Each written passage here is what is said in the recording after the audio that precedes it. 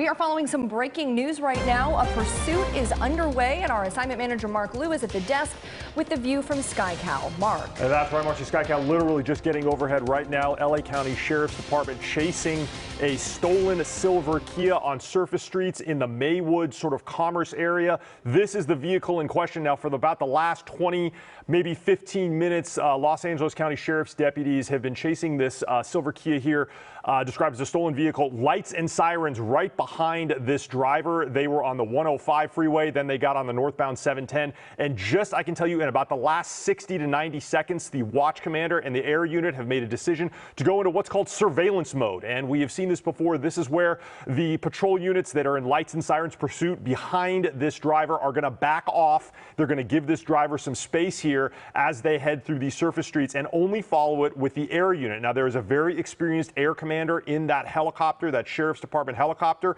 and he is going to be calling out the direction and speed of travel of this vehicle while these patrol units are going to stay behind. And hopefully the idea here, Marcy and Rudabeh, is to give this driver a little bit of space, have them calm down, maybe decide that they can get out of the vehicle and maybe slip away. That's when a Sheriff's Department deputies are going to come up and try and take this person into custody. Now, so far we know this is a stolen vehicle. Don't know where it was stolen out of, but deputies began chasing it on the 105 freeway this morning.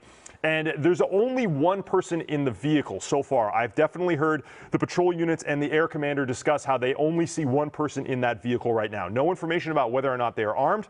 And this driver driving very sort of matter-of-factly now, obeying the rules of the road. But just a few minutes ago, right before SkyCal got overhead, I did hear the patrol units on the ground say that this driver was running red lights, had been driving on the shoulder, and did get off the 710 freeway because of a large amount of traffic on the freeway. Probably morning commuter traffic was so heavy that this driver was actually stopped at a standstill. Now, we don't have any video of that, but they were able to maneuver through those lanes of traffic and get off the freeway. And now here they are on Slauson passing Malt Avenue, sort of in the commerce area, Southgate area right now of Los Angeles. And so right now, I believe the air unit is just sort of coordinating with the ground units to follow this vehicle at a distance and hopefully get this driver to perhaps give up in their own time, maybe stop the vehicle and get out and get on foot. That's what they want to see here. They want to see this driver out of this vehicle. But as I said before, stolen vehicle, Los Angeles County Sheriff's deputies chasing this one on surface streets after a pretty intense pursuit on the freeway, now heading down surface streets a little bit slower and a little bit more in control. At the streets this driver is on, you can see why they're not pursuing the driver with lights and sirens, because there have been pedestrians we've seen. There's a U-Haul right there, or some sort of semi-truck, and other traffic on the road. So it is a really dangerous situation. You talk about the rush hour commute. It's 7:04 right now. You can imagine this driver might get stuck in more traffic. The freeways are very crowded as people head out to work, having no idea that this driver probably is being pursued right now. When do they turn on the lights and sirens, Mark? When do you think that they might do that? Well, it's funny you were discussing that. I was right just now. I was listening to radio traffic that the air commander was speaking to the watch commander and also the units on the ground. Even though they are in surveillance mode, they are discussing the possibility of using a pit maneuver to end this pursuit. They were just polling their units on the ground. Hey, is anybody on the ground nearby in this pursuit trained to do pit maneuvers? Not all deputies are trained or they're up to their training, but most are. And that would, of course, entail a patrol vehicle coming up right behind this vehicle, lights and sirens, obviously giving them commands to stop. And when they would refuse to stop, that's when they would execute that pit maneuver. We've seen it hundreds of times before, where they're going to come up on the right or left side of the vehicle in an open area of the road and just give it a little bit of a nudge to turn it around. That can usually disable the transmission or disorient the driver. A lot of times, pursuit drivers give up after that when they're face down with several patrol vehicles facing them with the doors open and the guns drawn. So even though they are in surveillance mode right now, they are discussing the possibility of doing that pit maneuver. That, of course, as you said, would require a lights and sirens pursuit. They would come up right behind this vehicle. but they have not yet engaged that plan. They're going to give this driver a little bit more time in surveillance mode to see where he goes and whether or not he'll give up on his own. Well, and one thing I think is interesting as we watch this is when the vehicles in front of him came to a traffic light and stopped, he didn't try to go around them into oncoming traffic, and that's something we see a lot of times in these situations, and a part of what makes these pursuits so dangerous is these drivers put themselves in the middle of intersections going the wrong way. Other drivers, of course, don't know this pursuit is happening, and so we see a lot of accidents in these situations, but he seems to be following some of those traffic laws and also doesn't seem to be speeding all that much. So that's one, I guess, if you're looking for a positive thing as we watch this pursuit, but that could change at any time. Maybe trying to keep a lower profile. You get a little glimpse of the driver there through the cracked window, and you just always kind of wonder, Mark, what they're thinking. What kind of desperation has led them on a pursuit with police behind them, law enforcement, CHP, pursuing them. Now you see the driver stopped in the middle of the road there, and it looks like some movement with the hands. Is he putting his hands up? Is he getting something out to throw it out the window? Now he's starting to drive again. It, for a second, didn't look like he was stopped because of traffic, but maybe that was the case. Yeah, you know, Rudabeh, you hit on a very important point. The psychology of the driver and what's going through their head is an integral part of what sheriffs are thinking about and how they can end this pursuit.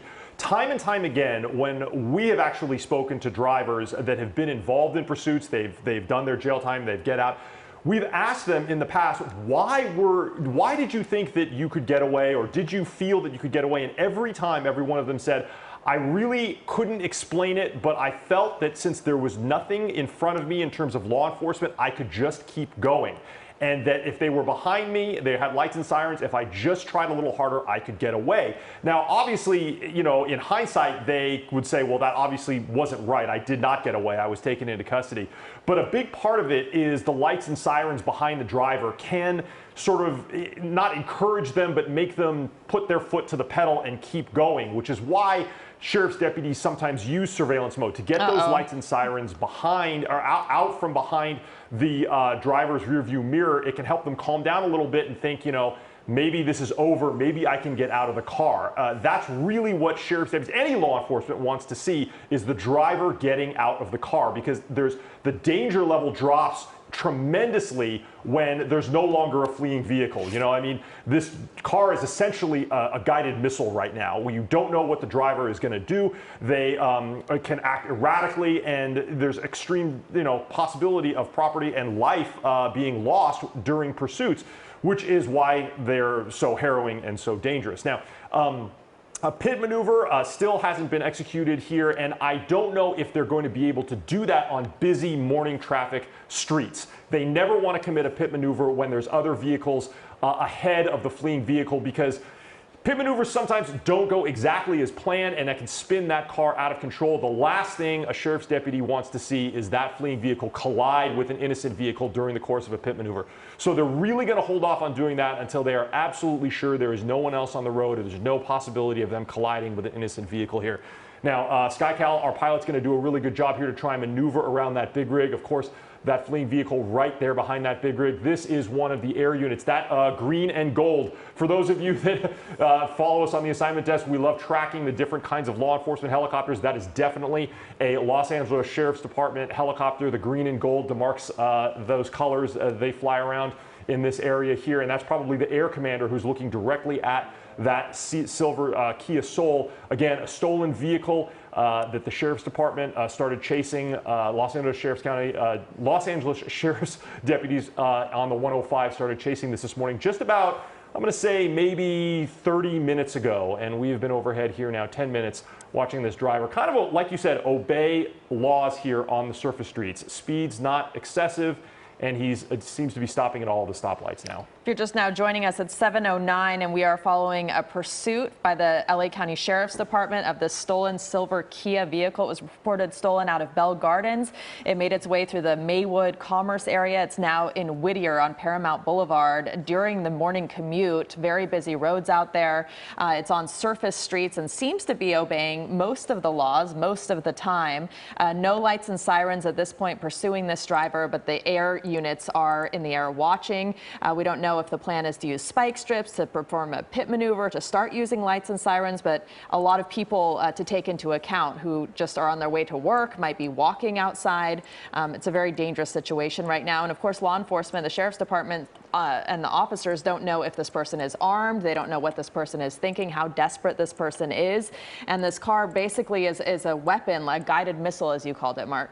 Yeah, and that's what I know that idea is going through the head of the air commander and obviously going through the heads of the drivers of the sheriff deputy patrol cars that are still lagging behind this to stay out of view.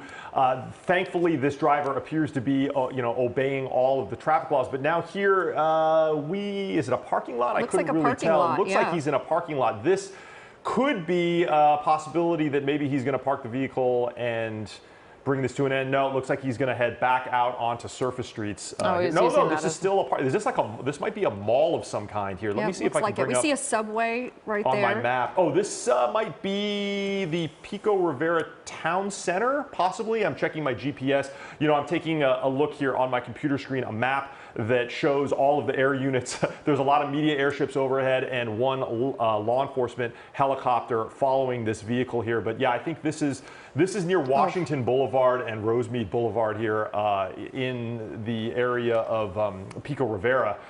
This is still Los Angeles County Sheriff's Deputy territory, so they're going to be the primary agency here. I do know that the CHP did briefly inquire as to whether or not they should take over this pursuit if it should get on the freeway. A lot of times, the Los Angeles Sheriff's Department does like to hand over these pursuits to the CHP if it stays on the freeway for a long time. But since it's on surface streets, it looks like sheriff's deputies are going to be taking this one for now. And we just got a good look at the driver of this stolen vehicle. He just had his window down, and you worry about the cars next to him. It looked like he almost was trying to talk to the driver next to him for a minute. He rolled down his window, then rolled it back up, rolled it down again, rolled it back up, and then took off. But you can imagine the driver next to him probably has no idea how dangerous this situation is, nor does anyone else on the streets right now or walking on the sidewalk. We also saw a pedestrian walk right by him, and it seems like he's sort of stopping occasionally or slowing down and then speeding up again, wondering maybe speed bumps in the area. Yeah. It could be that. But yeah, it's interesting to watch because he is following a lot. Well, I guess he's rolling through that stop sign. But before, we've seen him stopping at stop signs, stopping and obeying traffic when other vehicles stop at lights. He doesn't try to go around them. So this is really moving at relatively slow speeds as well. Yeah, that's right, Marcy and Rudabeh. It's funny, Rudabeh, you hit on something that is to me, one of the most interesting phenomenons in high-speed pursuits in Los Angeles and Southern California is when the fleeing driver stops to speak to someone. It's just fascinating. I can't possibly understand what they would want to say to someone during a high-speed pursuit, but we have seen it time and time again. They've either rolled down their window and spoken to another driver on the road, or they've rolled down their window and they've spoken to pedestrians. I can't imagine how surreal that must be for someone involved in that, to have someone who's being chased by the police roll down their window and say, hey, who knows what they're saying if they're saying, I'm being chased by the police. What do you do? It's got to be at least momentarily very frightening to know that there's a very dangerous situation that's passing right by you. But like as you said, it looked like he had rolled down his window and spoken to someone. I just also spoke, another piece of information I want to share. I just spoke with one of my colleagues here at the assignment desk. It looks like this pursuit started in the Compton area.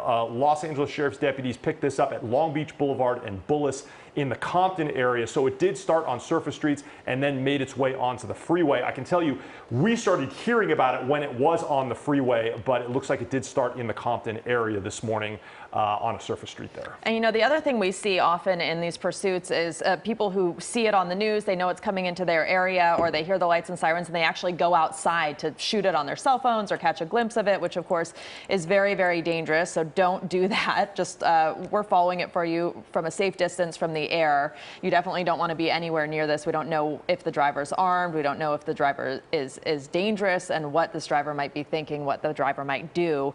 As we continue to watch this, not sure where he's going and when this might come to an end, but it is coming to an inevitable end eventually. And it's going to be interesting to see if he stays on these surface streets or if he gets back on a busy freeway or a highway.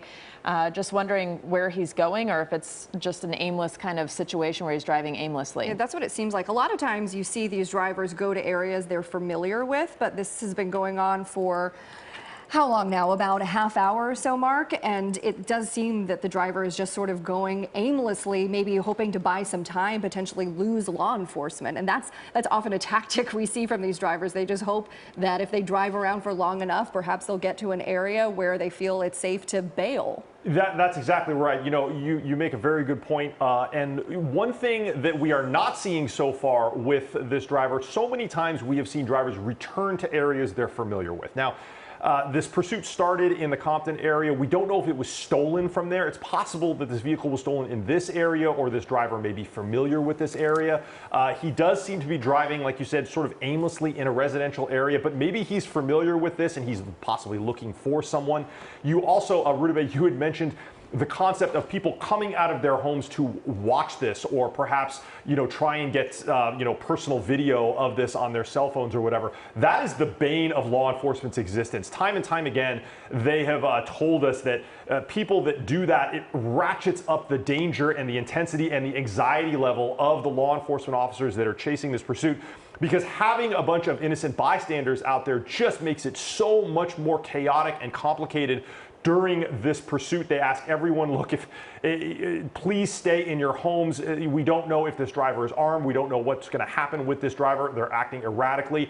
It just really ratchets up the danger for everyone involved. So hopefully we won't see anything like that here in this pursuit. But looking as SkyCal zooms in with its very powerful camera there, you can see that driver, to me, looks very relaxed. You know, so many times we have seen drivers that are up close to the steering wheel. They're agitated. They're fidgety.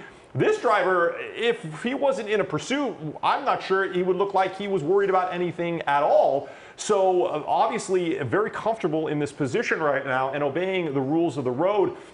And I'll tell you, they're still in surveillance mode. Los Angeles County Sheriff's deputies still hanging quite a far distance back, not with their lights and sirens on, to give this driver some space. However, there are 5 helicopters overhead trailing this vehicle from behind.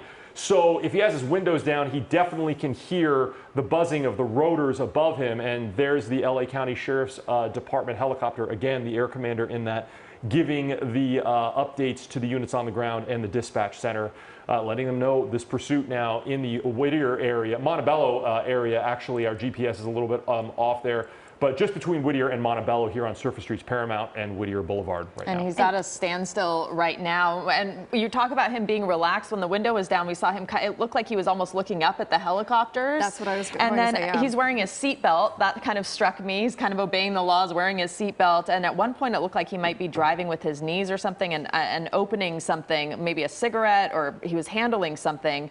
So very relaxed there, he appears to be. Even though he is well aware that he is being pursued. You mentioned, Mark, that they turn off the lights and sirens and aren't pursuing him on the ground to kind of bring some of that stress level down so that the drivers in situations like this don't feel the need to speed and drive quite as erratically. But we saw him look up at the helicopters at one point, so he is well aware that he is still being pursued, and yet we're not seeing a change in his driving habits because of that. Like you said, he is still relaxed, and he, for the most part, isn't speeding. You're right. Yep. He's smoking a cigarette, sitting back, relaxed. The good news is that we know it's just one person in the car, right, Mark? Yeah, that is the latest information that we have. We've, very early on in the pursuit, the ground units that were lights and sirens up close when it was an active pursuit did describe to the commander and the watch commander back at the dispatch center, there's only one person in this vehicle. So we don't think that this is going to be a situation where there's obviously going to be people running in every direction. However, speaking of running, though, I did hear the air unit discuss with the watch commander, we need to be ready in case this driver footbails, gets out and runs. They may have some intelligence, some information that we don't have, that this driver may be in an area that is familiar. And when that happens, the likelihood of this pursuit ending with a foot chase goes up, because we've seen drivers try to stop and get out in areas that they're familiar with before. But he is continuing. He's not in that residential area anymore. He's sort of passing into a more commercial area, Paramount and Colmer Avenue in Whittier, as he heads north here on Surface Streets. He does seem to be paralleling a wash. It's the Rio Hondo river trail here that he's sort of paralleling. And at one point, the watch commander and the air unit discussed the possibility of the vehicle going either into that wash, driving down in there, or somebody like the driver running into that wash. So they were prepared for the possibility of having to run down there because there are ways to access that flood control channel. But looks like he's driving a little bit further away from that, so that may not be where he's going. Now, if he continues north, he's going to head into the Whittier Narrows recreation area. He could possibly enter that area. He's just to the south of it. Not too long ago, I want to say a couple of months ago, we actually had a fleeing vehicle drive onto the park area of the Whittier Narrows recreational area, driving over the grass and by park benches and things like that. So hopefully we don't see something like that here, but there's always that possibility. But like I said, he's just to the south of that, and he is proceeding north, so he's getting closer and closer to that landmark. And there are just so many factors for sheriff's deputies to be taking into account right now. You see these men working there. They have no clue probably what's going on and who this driver is, a school bus. It's just really dangerous situation. You have potentially school children on this bus. You have workers out on the street. You have pedestrians. You have a busy rush hour commute. You see him there continuing to smoke his cigarette, the windows down. Looking up, it looks like occasionally at the helicopters, and just wondering kind of what's going through his mind as these deputies try to also figure out what's going through his mind. How dangerous is he, and how will we stop him, and when will this come to an end? And you just think about all the factors they have to take into consideration there, and how dangerous and volatile the situation can be when they don't know where he's going. Yeah, you know, I just saw, it looks like his left turn blinker is on. He is at Gallatin and Rosemead. Rosemead is a major north-south thoroughfare that heads through the San Gabriel Valley, and if he's going to make a left-hand turn on Rosemead, that is going to take him north into the Whittier Narrows recreational area and past the 60 freeway up into the San Gabriel Valley. This is a, like I said, a major road that people use to commute to and from work in the morning. Rosemead, it runs all the way north, all the way up into the Sierra Madre area and all the way south. I mean, you can continue to follow it down into like the Lakewood, Downey, Long Beach area. So this is, you know, some people use Rosemead sometimes even like a highway to go north-south. And now it looks like he is heading north on Rosemead, I believe, and this is going to take him through that Whittier Narrows recreation area right now. And as relaxed as he seems by some appearances, there's also maybe a little bit of nervous energy there, because we've noticed he puts the window down, he puts the window back up, and I wonder if that's just a little bit of insight into how he's feeling, and that perhaps the way this pursuit is going could change at some point, because he has been obeying traffic laws, not speeding for the most part, but it does seem that perhaps he's getting a bit antsy there in the driver's seat. And going faster right now than I think he has been since we've been watching him, right, Mark? And I'm actually surprised that there's not more traffic out on the roads right now at 7:22.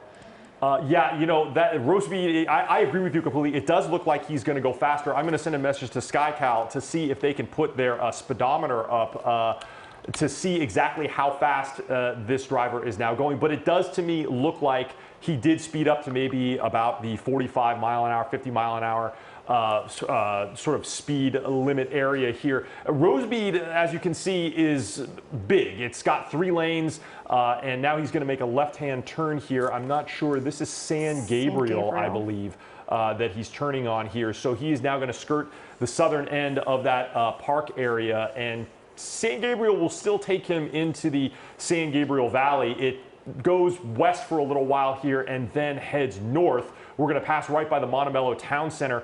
It's going to just be more and more crowded as the morning commute continues here. This is a busy area. People are going to work, and the danger just ratchets up as we get later into the morning here. And, you know, having talked to CHP investigators who handle these pursuits on a regular basis and sheriff's deputies, one of the things they try to do when they know who the suspect is to make contact with them, maybe through a family member, have family members or loved ones reach out to them on a cell phone, try to persuade them to stop and surrender. But when it's a stolen vehicle like this and you don't know who the person is, they obviously can trace it back to the owner. So maybe they know a lot more about the story of how it was stolen and whether the owner knows this person than we do.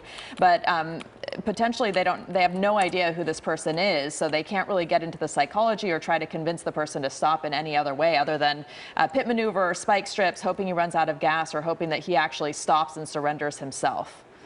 Yeah, and usually at this point in the pursuit, it's been going on now for at least 40, 50 minutes.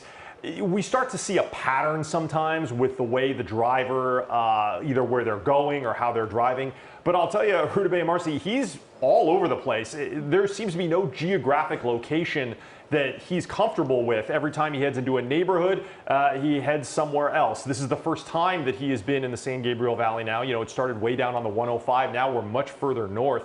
The vehicle was stolen in the Compton area, and here we are on San Gabriel Boulevard. So really don't know where this driver is going, where he's from, or what state of mind that this driver is in. When this was a lights and sirens pursuit about 40 minutes ago, there was reckless driving. There was the running of red lights. There was driving on the shoulder on the freeway, and the danger level was much higher. But now this driver, you know, other than a few bursts of speed here on surface streets, looks like he's obeying all the commands, and as we've seen, laying back relaxed in the driver's seat like really nothing is going on. And we have the speed now up on your screen, about 40 to 45 miles an hour right now, which is faster than we've seen since we've been following this. Again, vehicle was stolen out of the Compton area, went through Maywood, Commerce, that whole area, Whittier, and is now in the San Gabriel Valley. So really no idea where he's going. He has gone into a couple parking lots. He's going into a parking lot again here.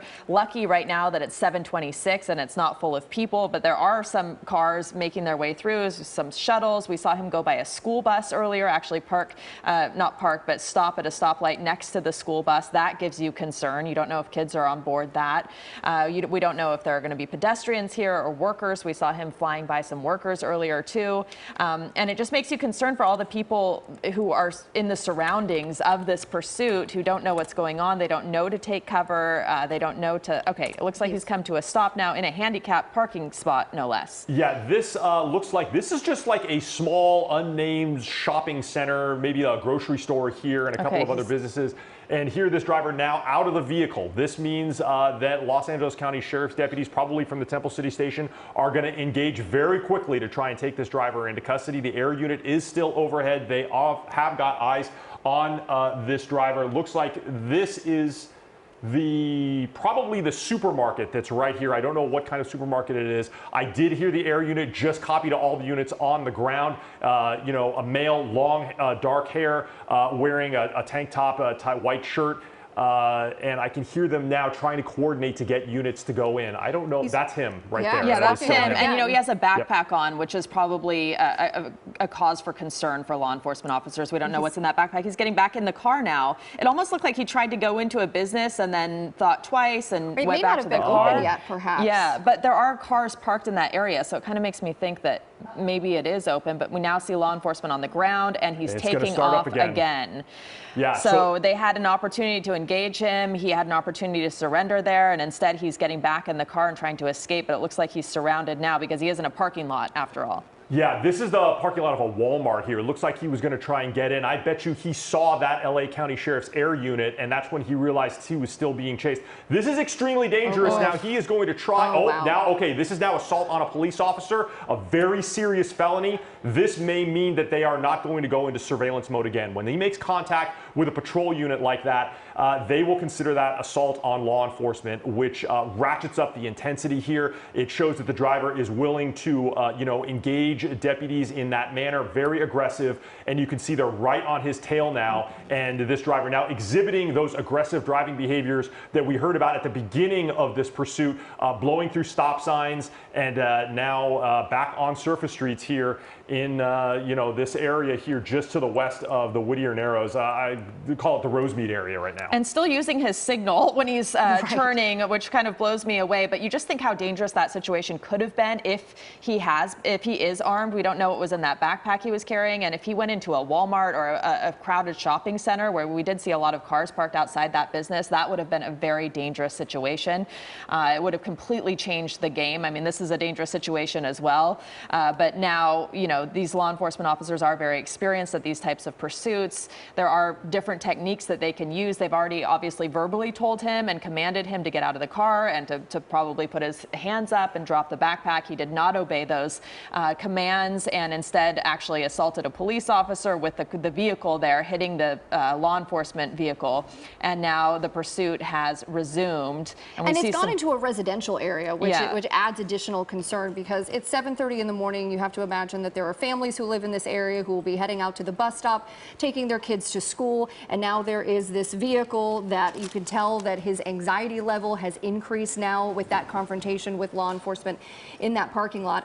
And we see what's going to happen here as he makes a turn. I mean, he is in, those vehicles are right behind him, and he is now showing no signs of stopping, although he is still going fairly slow. He's only going 25, 30 miles an hour.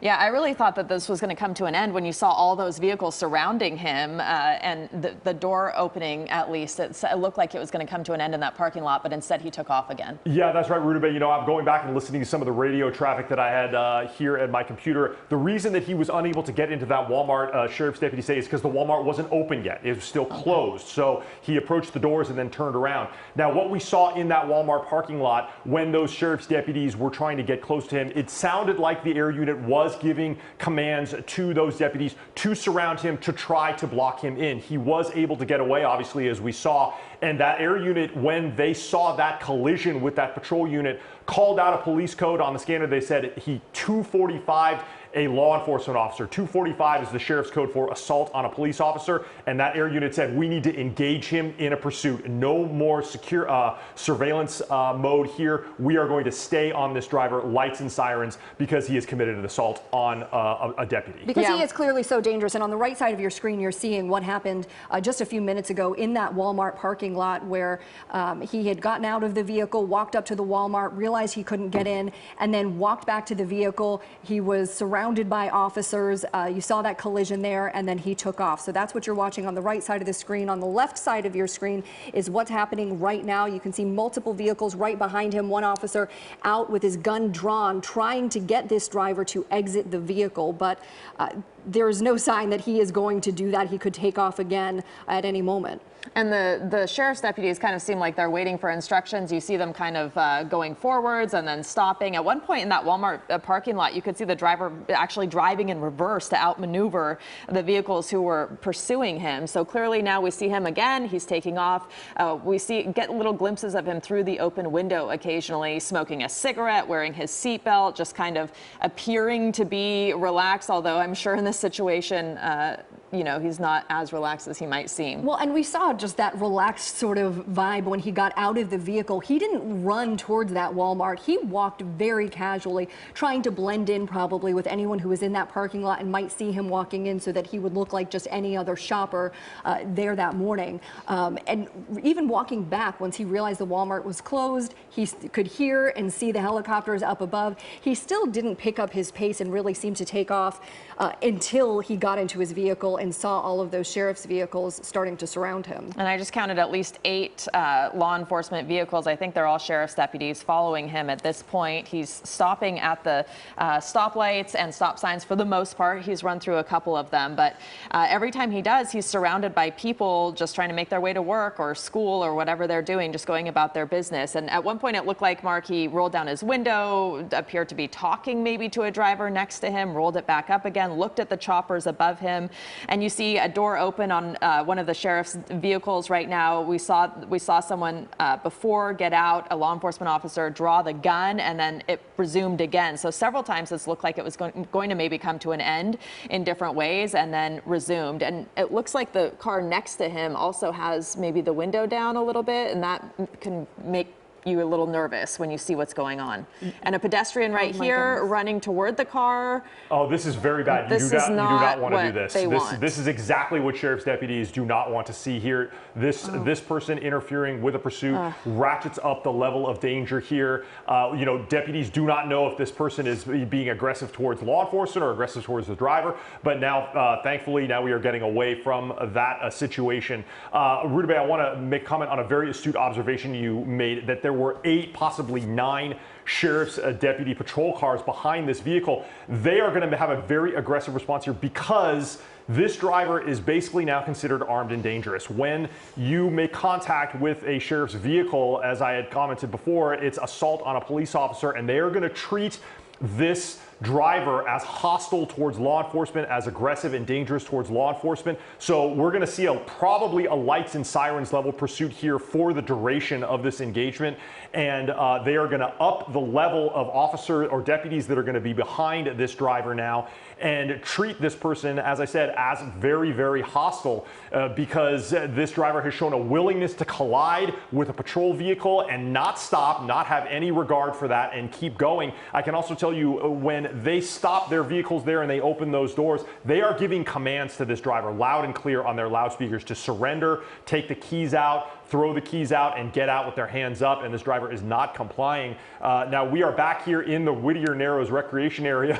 Like I had mentioned before, we had seen a pursuit go on the grass here. This is a very, very large open area, a recreation area, and there are some trees. Sky Cal is going to do its absolute best to maneuver here to get us the best shot, but unfortunately, I am familiar with this area. This stretch of road does have trees on either side here, so as it winds through this park area, we may lose sight of him just temporarily, but I can guarantee the air unit definitely sees him, and these patrol cars are not going to give up here. And luckily not a lot of traffic there in this recreation area. And you know, the thing that struck me when he got out to go into the Walmart is that he took that backpack with him, and that I'm sure is a great cause for concern because we don't know what was in that backpack. We don't know what his intentions were inside the Walmart, and if you can imagine how crowded a Walmart gets later on in the day, that can be a really, really scary situation. It looks like he's coming to a stop again. It's a dead end, it looks like, and he might be trying to outmaneuver all of the law enforcement vehicles here, but he has come to a stop yet again. One of the doors is open, two of the doors now at least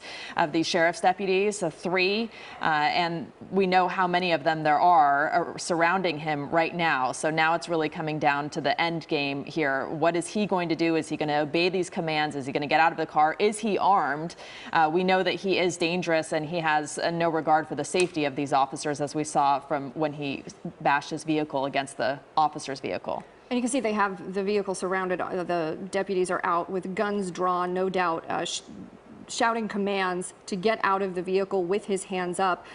He pulled over a minute or two ago and still hasn't opened the door, and so I wonder what message that sends to law enforcement. He drove right into that dead end there, so probably was not his intention to stop, but the whole place is completely blocked. He doesn't really have anywhere to go unless he gets out on foot, but we know all of these deputies will be right behind him with their guns drawn if he does get out. So now it comes down to the bargaining, right, Mark? This is like when they're trying to negotiate with him to get out, convince him to get out and surrender. Yeah, that's exactly right. I can hear the air unit speaking to the deputies on the ground there. They are blocking off any civilian traffic on the other end of the street to make sure that nobody wanders down this way so that they can control the situation as best they can. The air unit did say to the ground units, looks like he's got nowhere to go. Let's try to take him into custody here. And this driver has a big decision to make. It could be a life or death decision about what they do next.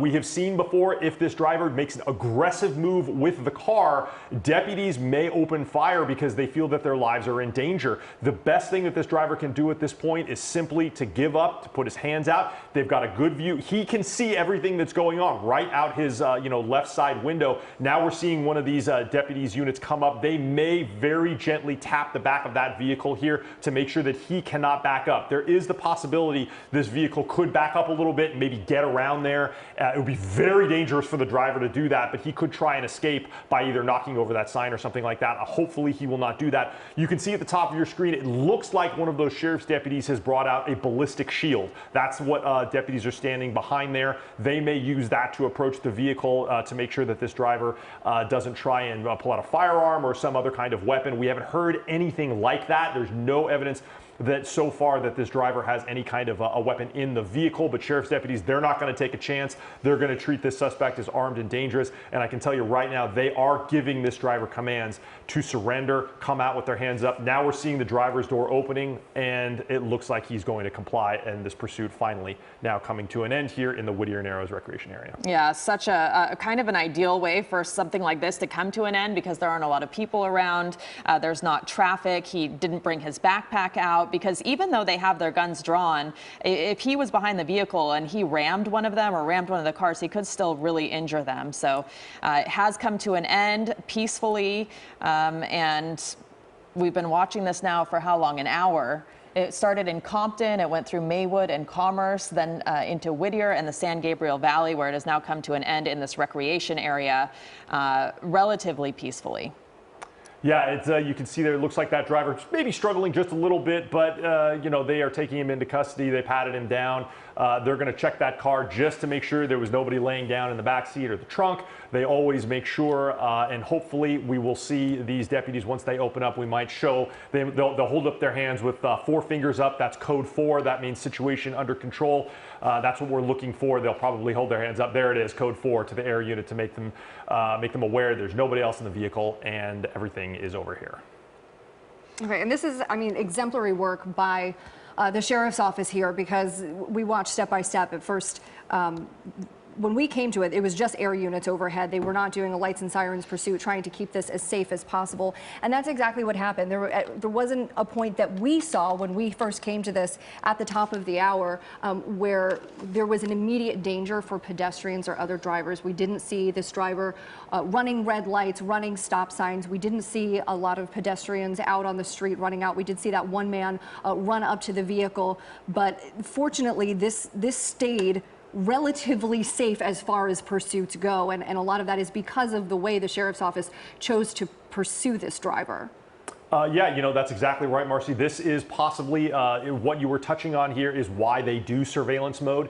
We haven't seen any collisions except for that collision right there in the Walmart parking lot. I don't think, excuse me, there was even any damage to the patrol vehicle. There was some damage to the fleeing vehicle, but again, no injuries here at all. I just heard the air unit confirm with the units on the ground, is an ambulance required here? They say no injuries. They gave it a code 4, and they actually sent their radio channel back to what's called, you know, regular broadcast. They had it on an emergency hold where only radio traffic relating to this pursuit was allowed. They've gone back to regular transmissions now. Deputies are now going to respond to regular calls and continue their police work for the day. But this one here, it looks like no injuries and the suspect in custody.